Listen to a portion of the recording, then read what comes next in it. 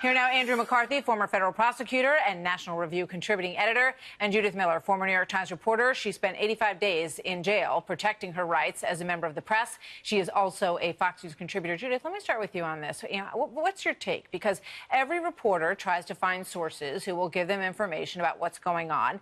At this point, it doesn't appear that that was classified information. So what do you think? Well, Martha, my friends and former colleagues at the New York Times say that this was just an outrageous invasion of Ali Rutkin's privacy, that they seized her metadata it basically erodes the understanding that was reached between the press and Eric Holder when he was Attorney General.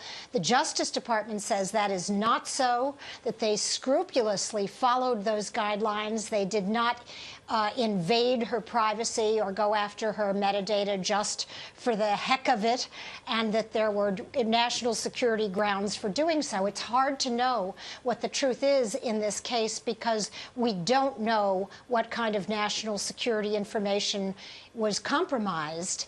I obviously, as a member of the press, feel strongly that since Attorney General Sessions has threatened us and threatened to put more reporters in jail to stop leaks, one has to be suspicious.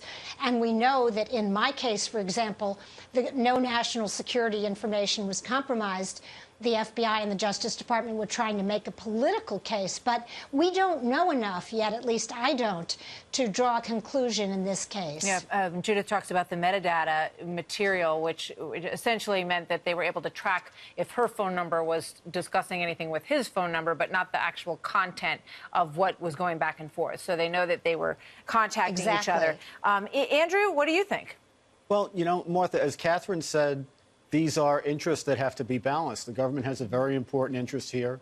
The leaking of classified information has been outrageous, going back to before the time that Trump was sworn into office. And at the same time, we have to have a free, robust press. And I think Judy's case, for example, is a cautionary tale of what happens when you have a case that isn't meritorious enough to use this kind of extreme measure that the government has. On the other hand, having had over the years to apply these guidelines, you do have to make a balancing. And the fact of the matter is, in the jurisprudence of the First Amendment, the journalist is not given a privilege, at least much of one, above and beyond what the normal person has in terms of privacy. So I think you have to balance, is there a very serious case?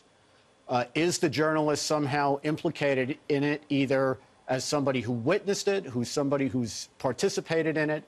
And is it a situation where only the journalist has information that the prosecutor needs in order to make this serious case? If you can't check all those boxes, we shouldn't even be talking about this. Yeah, I mean, a lot of this obviously goes back to trying to figure out how the information came out that led to the investigation and the Russia investigation.